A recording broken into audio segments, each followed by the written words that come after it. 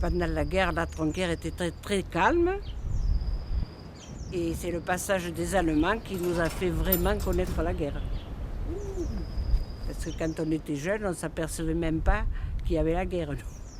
Mais là, ça les a aperçus.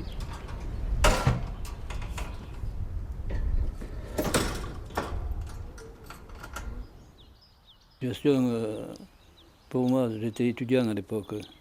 On s'occupait surtout des études. Alors ce qui nous est arrivé nous a tout à fait surpris. Parce qu'on n'était pas du tout concernés à ce moment-là encore. Malgré qu'on soit pour le maquis.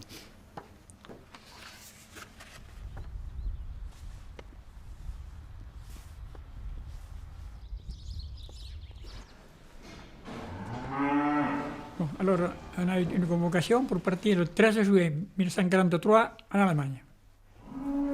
On était deux copains, on n'est pas partis. On est allé dans les bois. Parce qu'à l'époque, il n'y avait pas de maquis formé ici.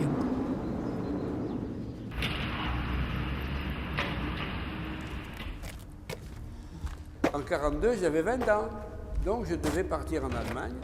Pour moi, j'avais donc demandé un sursis d'étudiant pour finir mes études, mais quand le sursis a été fini, il fallait choisir ou l'Allemagne ou le maquis, les forêts.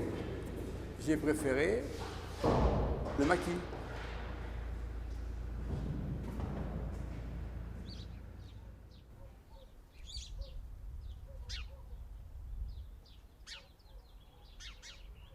Au début, les gars qu'il y avait, c'était des jeunes comme de réfractaires ostéo, ou des gens que c'était des gens sérieux. Après, il est venu, comprenait un peu de tout.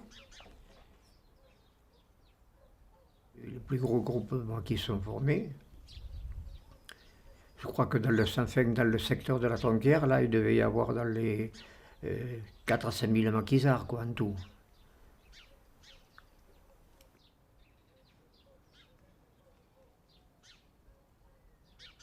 Des gens de Figeac, Cahors, Toulouse, il y avait des gens qui venaient d'un peu partout, quoi. Ils cherchaient un endroit ou avoir un lieu sûr pour ne pas être ramassés par les rafles. Parce que les chefs étaient bien à peu près comme nous, il y avait pas. C'était des gens qui étaient traqués, quoi, qui avaient foutu le camp dans les bois. Ils partaient dans les bois pour se camoufler. Et petit à petit, il y a eu un peu de discipline, il fallait bien.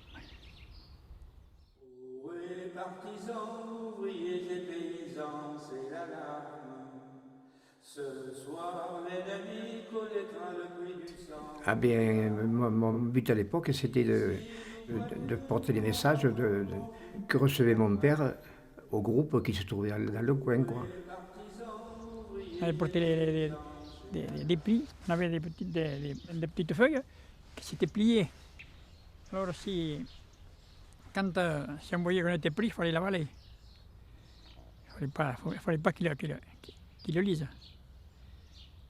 Mais puis on en avait une pastille. Enfin, ça c'était un gars extrême. Ici, nous vois-tu, nous on marche, nous on tue, nous on crève.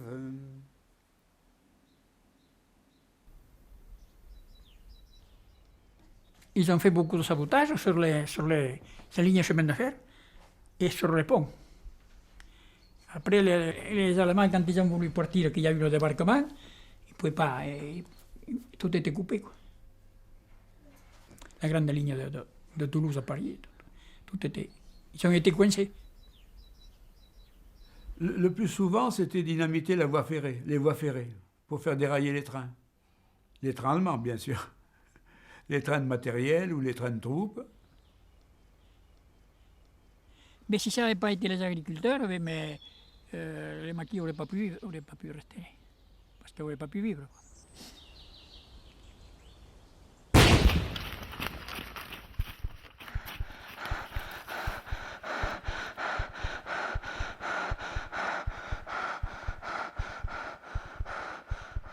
Alors, ce qui était le plus pénible, c'est l'angoisse. Parce que La nuit, on a toujours peur. On ne sait pas si on va être attaqué, par qui, comment, à quelle heure. Si vous rencontrez quelqu'un qui vous dit qu'il n'a jamais eu peur, vous lui direz que c'est un menteur. Vous avez compris ça? Vous lui direz que c'est un menteur, parce que la peur, c'est quelque chose d'humain. Hein? Par contre, quand un combat est engagé, la peur, ça n'existe plus. Il y a même quelquefois un sentiment de vengeance quand c'est le copain d'à côté qui vient de se faire tuer.